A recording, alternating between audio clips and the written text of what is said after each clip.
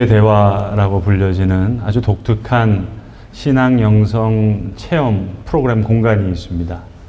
어디에 있는 거 하니 서울 그 북촌 한옥마을에 외국인 관광객들이 제일 바글바글 북적거리는 그 정류장 바로 옆에 아주 독특하게 생긴 큰 건물이 있는데 작은 영어 글씨로 Dialogue in the Dark 이렇게 써 있는 그 공간입니다.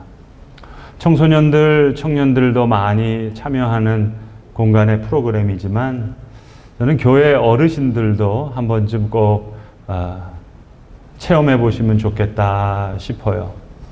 더 이상 말씀드리면 스포일러가 돼서 말씀은 못 드리는데 아마 참석하시면은 꼰대에서 꼰대 탈출자로, 라떼에서 라떼 탈출자로 되지 않을까, 저는 그런 믿음이 있습니다.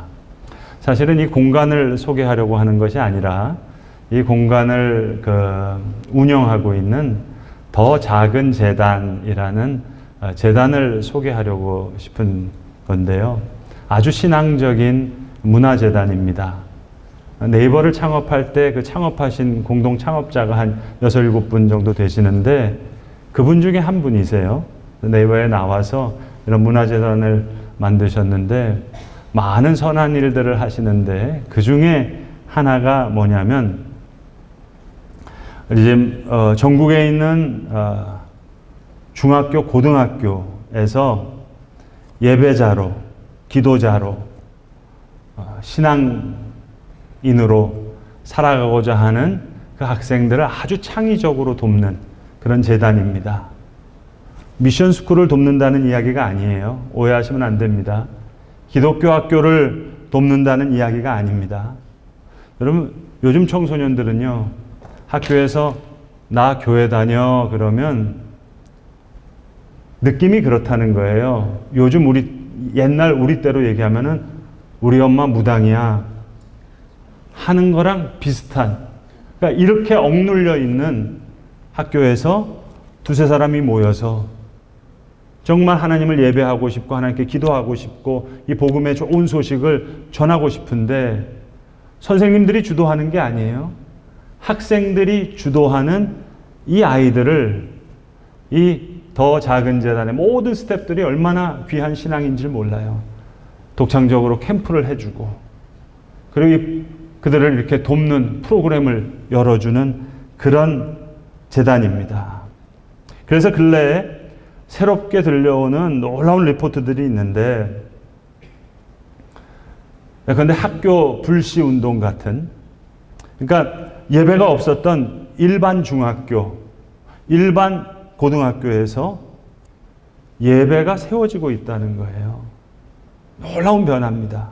그냥 학생들이 자발적으로 누구의 도움 없이 335 기도 운동을 일으킨 결과가 근래에 나타나고 있는 거예요. 다음 세대를 기존 세대가 일방적으로 가르치는 게 아니라 오히려 그들로부터 도전을 받고 자극을 받아서 함께 배우면서 도울 수 있는 것을 돕는 것. 제가 몇 년 전부터 개인적으로 특별히 기도하고 있는 기도의 제목이 있는데요. 요약해서 말씀드리면 두 가지 내용이에요. 그리고 그 두 가지 내용을 이룰 수 있는 한 가지 방법을 놓고 기도하는 거예요. 하나는 뭔고 하니 다음 세대를 교회에서 잘 세울 수 있는 그 교회의 사명 잘 감당하게 해주세요 하는 기도 제목이고, 또 하나는 교회가 선교적인 사명을 잘 감당할 수 있게 해주세요 하는 기도의 제목이에요. 근데 중요한 건 방법이에요. 하나님, 새로운 세대가 일어날 수 있게 해주세요. 우리의 방법으로는, 우리의 익숙함으로는 할 수 없으니 하나님, 우리가 그동안 경험해보지 못했던 세대, 우리가 경험하지 못했던 예배, 우리가 기존에 경험했던 우리의 경험이 아닌 새로운 세대의 새로운 부흥을 일으켜주세요. 그게 제 기도입니다. 야, 이런 예배팀이 있었나? 이런 은혜로운 설교자가 있었나? 저도 경험해보지 못하고 제 세대에서 경험하지 못한 그럴 정도의 놀라운 메시지가 선포되는 성령의 불을 가진 지혜와 계시의 영을 가진 새로운 말씀의 종을 새로운 세대에 하나님 세워주세요.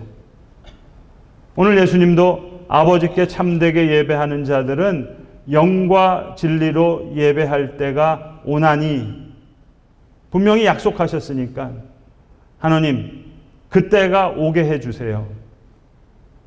이게 제가 기도하는 내용입니다. 지금까지 경험한 우리의 익숙한 경험으로는 두 가지 소명 잘 감당할 수 없을 것 같으니 하나님 새로운 세대, 새로운 예배자들을 세워주세요. 이게 제 기도예요. 우리 교회에서도 예하드 스쿨을 통해서 선교 통일 소명 위해서 기도하자 그랬고 킹덤 스쿨을 통해서 아버지 마음을 품고 저 중동을 품고 기도하자 했지만 하나님의 방법은 우리의 선한 것에서 그 방법은 나올 것 같지 않으니 우리의 예배 말고 아버지께서 자기에게 이렇게 예배하는 자들을 찾으신다고 하셨으니 왔다 갔다 하는 우리의 예배 말고 하늘 문이 열리고 아버지께 참되게 예배하는 자들 그때가 온다고 말씀하셨으니 그런 세대가 제가 경험해 보지 못했던 그런 세대가 일어나서 이 두 가지 소명 잘 감당하게 해주세요. 그 기도입니다. 다음 세대 우리의 익숙함으로 양육해봐야 새로운 세대 안 될 텐데 주님 주께서 새로운 세대를 일으켜주세요. 북한 땅에 이슬람 땅에 선교한다는 것 예배 없는 곳에 예배가 세워진다는 선교일 텐데 왔다 갔다 하는 우리 예배 말고 하늘 문이 열리고 하늘의 은총이 쏟아지는 그런 예배로 다음 세대, 새로운 세대 진정한 예배가 세워지는 그런 이방의 땅이 되게 해주세요. 이제 기도입니다. 오늘 사무엘하 6장에 나오는 내용을 좀 설명드리려고 드릴 텐데 꼭 집에 가셔서 한번 전체를 정독해 주시면 참 고맙겠습니다.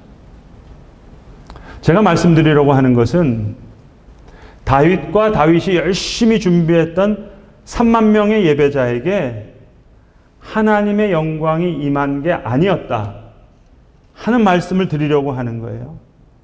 작은 예배자 오벳 에돔이라는 집에 하나님의 영광이 임했어요. 다윗의 장막의 시작은 다윗 딴에 자기 나름대로 최고로 잘 준비했던 예배가 다윗의 장막의 시작이 아니라 한 작은 예배자 오벳 에돔의 집에 임했던 하나님의 영광으로부터 시작된 다윗의 장막의 영광은 그 다음부터 시작된 이야기라는 걸 말씀드리려는 겁니다. 전후 맥락은 이렇습니다. 사무엘상 6장부터 사무엘하 6장까지 무려 20년 동안 이스라엘의 예배가 무너졌다는 것을 성경은 보여줍니다. 실로에 있던 언약궤가 블레셋에 뺏겼어요. 이스라엘 군대가 싸움터에 가지고 나갔다가 블레셋에 뺏겼습니다. 언약궤를 뺏겼어요. 그런데 언약궤를 가지고 있던 블레셋에 이 언약궤 때문에 자꾸 재앙이 땅에 일어나니까 이 블레셋 사람들이 소달구지에 이 언약궤를 싣고는 벳세메스로 보내버렸어요. 근데 벳세메스에 있는 사람들도 이 언약궤를 불경하게 다루다가 사람이 죽었어요. 그래서 기랏 여아림이라고 하는 곳에 아비나답이라는 레위지파 사람 집에 이 언약궤를 옮겨놓고는 20년 동안 시간이 지난 거예요. 사무엘상 6장부터 사무엘하 6장까지. 이 20년간은 블레셋의 압제와 이스라엘의 영적 침체를 보여주는 거예요. 사울 왕이 20년 동안 블레셋과 싸우는데 여러분 사울 왕은 블레셋과의 싸움에서 진 게 아니라 예배에서 진 거예요. 여러분 믿어지세요? 예배에 성공하면 인생에 성공합니다. 예배에 실패하면 인생에서 실패합니다. 진짜로 믿어지세요? 사울왕은 예배에서 실패한 거예요. 다윗이 도시락 배달 갔다가 다윗이 골리앗과의 싸움에서 이긴 것이 아니라 다윗은 예배에서 승리한 거예요. 사울왕은 예배에서 실패했고 다윗은 예배에서 승리한 거예요. 예배에서 실패하면 인생에서 실패합니다. 사울왕처럼요. 이제 다윗이 왕이 됐어요. 그리고 예루살렘을 정복했어요. 그러니까 이제 아비나답의 집에 20년 동안 있었던 이 언약궤를 예루살렘에 옮기려고 무려 3만 명이나 되는 사람을 뽑아서 대단한 퍼레이드를 준비한 거예요. 성경에 보면 다윗과 이스라엘의 온 족속이 잣나무로 만든 여러 가지 악기와 수금과 비파와 소고와 양금과 재금으로 여호와 앞에 연주했다 그랬어요. 지금으로 말하자면 전국 연합성가대 만들고 전국 연합 오케스트라 3만 명을 준비해서 옮겨오려고 하는데 3만 명이 중요한 게 아니에요. 언약궤를 말씀대로 레위 지파 중에서도 고핫 자손의 어깨에 메고 와야 되는데 옛날에 블레셋 사람들이 소 달구지에다가 베세메스로 언약궤 보냈거든요. 그러니까 방법을 모르는 거예요. 다윗도 똑같이 소가 끄는 수레에다가 언약궤를 싣고 오는데 중간에 나곤의 타작마당을 지날 때 소들이 뛰니까 아비나답의 아들인 우사가 언약궤 떨어질까 봐 붙잡았어요. 그러다가 죽었어요. 여기서 다윗과 3만 명의 예배가 스탑되는 거예요. 다윗도 예루살렘으로 돌아갔고 3만 명의 예배자들도 다 자기 집으로 돌아갔어요. 성경은 그 장면을 이렇게 기록합니다. 다윗이 여호와의 궤를 옮겨 다윗성 자기에게로 메어 가기를 즐겨하지 아니하고 가드 사람 오벳 에돔의 집으로 메어 간지라. 그래서 석 달 동안 오벳 에돔의 집에 언약궤가 있었던 거예요. 아까 제가 how 방법에 대해서 기도하고 있다는 건 이거예요. 언제 어떻게 누굴 통해서 행하실지 그건 하나님이 알아서 하실 하나님 소관이에요. 하지만 하나님 오벳 에돔과 같은 예배자를 통해 하나님 일하실 줄을 믿사오니 그런 예배자들을 이 세대에 세워주세요. 그게 제 기도예요. 한 바닷가 어촌에 사는 고등학생이 자기도 유튜브에 나오는 찬양님들처럼 막 하나님 찬양하고 예배하고 싶은데 자기가 다니는 교회는 자기 말고는 할머니 2명밖에 교인이 없는 거예요. 얼마나 답답하겠어요. 이런 학생이 청소년 집회 참석하는 거예요. 학교 불시운동 거기에 참여한 학생들도 335 모여서 기도하다가 예배가 없던 학교에 예배가 세워지는 거예요. 하나님, 오벳 에돔과 같은 하나님의 은혜가 임하는 하나님의 영광이 임하는 예배자들을 다음 세대에 세워주세요. 다윗과 다윗이 준비했던 3만 명의 예배자가 아니에요. 오벳 에돔의 집에서 하늘문이 열린 거예요. 다윗의 마음이 여기서부터 바뀌기 시작하는 거예요. 다윗의 생각이 여기서부터 바뀌기 시작하는 거예요. 석 달 동안 하나님이 레위 지파 고핫 자손 오벳 에돔의 집에 놀라운 복을 내려주신 거예요. 이 소식이 다윗에게 전해지니까 이제 다윗이 다시 용기를 얻어서 오벳 에돔의 집에 가서 언약궤를 다시 메고 오는 거예요. 이젠 달라요. 이젠 걸음걸이가 달라요. 예전의 생각이 아니에요. 6걸음 가다가 멈추고 다시 6걸음 가다가 멈추고 다시 6걸음 가다가 다시 송아지로 제사를 드리고 그 앞에서 다윗이 춤을 추면서 가는 거예요. 다른 차원의 예배가 시작되는 거예요. 자기가 준비했던 옛날 예배가 아니에요. 이제 예배의 영이 다윗에게 임한 거예요. 이 은혜가 다윗의 장막에 임한 거예요. 하늘문이 열린 거예요. 다윗과 다윗이 준비했던 3만 명의 예배자에겐 닫힌 하늘이었어요. 그러나 오벳 에돔의 집에서부터 하늘이 열린 거예요. 그 열린 하늘이 다윗의 장막으로 이어지는 거예요. 성경은 마지막 때에 하나님께서 이렇게 다윗의 장막을 다시 세워주시겠다 약속하십니다. 교회가 의기소침해요. 성도들이 왔다 갔다 하는 건 그건 우리 예배의 레벨이 낮은 거예요. 요한계시록을 보시면 1장부터 3장까지 교회에 대한 말씀이 있고 나서 4장에 들어가서 하나님이 요한에게 come up, 올라오라 하시면서 요한을 끌고 올라가신 곳이 하늘의 예배가 펼쳐지는 곳이에요. 하늘의 문이 열리고 하늘에 어떤 예배가 있는지를 교회에게 보여주시는 거예요. 듣는 예배가 아니에요. 따라하는 예배가 아니에요. 왔다 갔다 하는 예배가 아니에요. 예배를 드릴 수밖에 없는 그 압도하는 하늘의 예배를 보여주시는 거예요. 이 예배의 정점, 이건 인간의 노력이 아니에요. 성령님이 친히 운행하시는 거예요. 하나님이 친히 역사하시는 예배의 영이 이미 압도되기 시작하면서 영과 진리로 예배하는, 오늘 요한복음 4장에서 예수님께서 이렇게 예배할 때가 오나니 하는 그 모습이 요한계시록 4장에서 말씀하시는 하늘의 예배인 거예요. 하늘의 보좌예요. 다윗의 장막이에요. 성경은 이런 다윗의 장막의 회복을 약속하시는 거예요. 우리의 익숙한 어떤 것이 아니에요. 어제 경험했던 영광이 아니에요. 어제의 기쁨이 아니에요. Come up, 올라오라. 다윗의 장막이 회복되는 하늘의 예배를 교회들에게 보여주시는 거예요. 예수 그리스도가 계시는 하늘의 보좌로 이끌어 가시는 예배예요.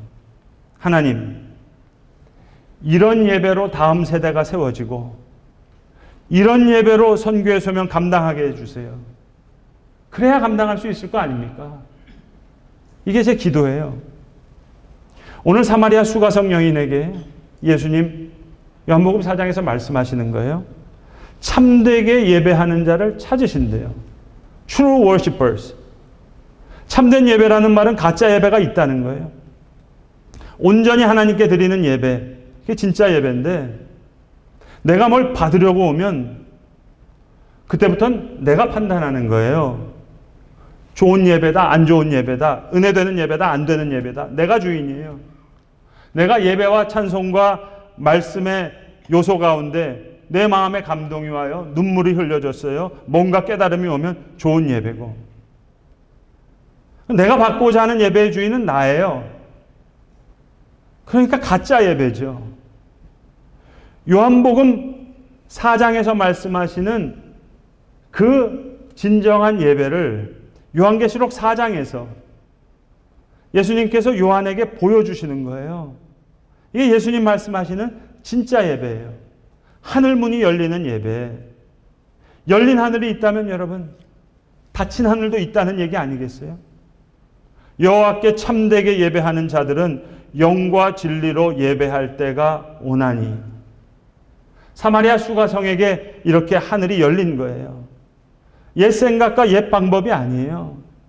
내가 예배하는 것이 아니라 예배의 영이 부어지는 거예요. 내가 이해하는 것이 아니라 지혜와 계시의 영이 부어지는 거예요. 자아성찰하는 십자가가 아니라 하늘로 들어가는 십자가예요. 예수님의 구원의 십자가를 보니 이제 내 몫에 태인 십자가를 질 수 있게 되는 거예요. 내 죄의 문제, 내 사망의 문제, 그건 예수님 지셨어요. 그런 예수님의 구원의 십자가 말고 겸손의 십자가, 사명의 십자가, 섬김의 십자가, 사랑의 십자가, 용서의 십자가, 제자들이 질 수 있도록 제자들의 삶 위에 능력이 임한 거예요. 용서할 수 있도록, 잘 섬길 수 있도록, 겸손 정도가 아니라 자기 희생의 단계까지 하나님의 은총이 부어진 거예요. 여러분, 구원도 내가 잘해서 구원받은 게 아니잖아요. 은혜로 불쑥 다가온 거잖아요. 우리가 첫 번째 받은 은혜도 은총으로 다가왔어요. 내가 감당할 수 없는 내 자신을 부인하는 것도 은혜로 감당케 하시는 거예요. 이 두 번째 은혜, 두 번째 은총도 하나님의 은혜로 주어지는 거예요. 능력으로 임하는 거예요. 그러니까 은혜 위에 은혜인 거예요.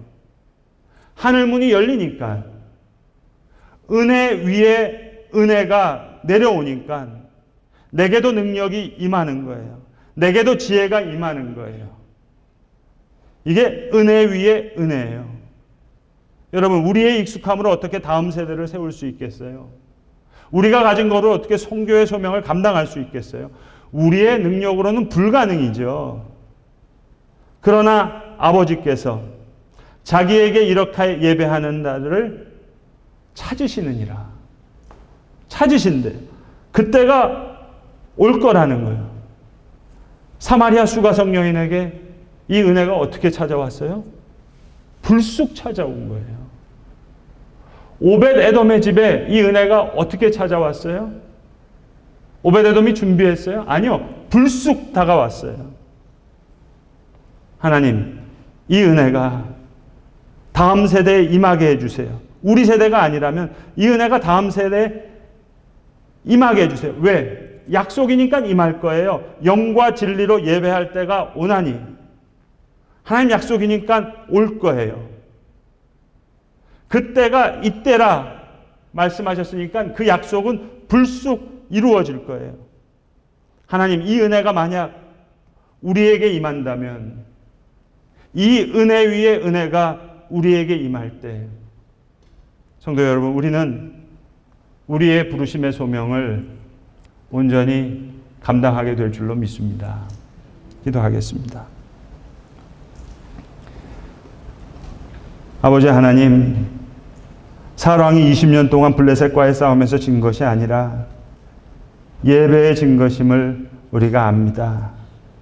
예배에 성공하면 인생에서 성공하고 예배에 실패하면 인생에서 실패할 터인데, 아버지 하나님, 사울왕처럼 예배에 실패하는 자가 되지 않게 하시고, 도시락 배달 왔다가 주님 골리앗과의 싸움에서 이긴 것이 아니라 예배에서 승리한 다윗과 같은 주님 그러한 자로 다윗의 장막을 우리 가운데 다시 세워주시기를 원합니다.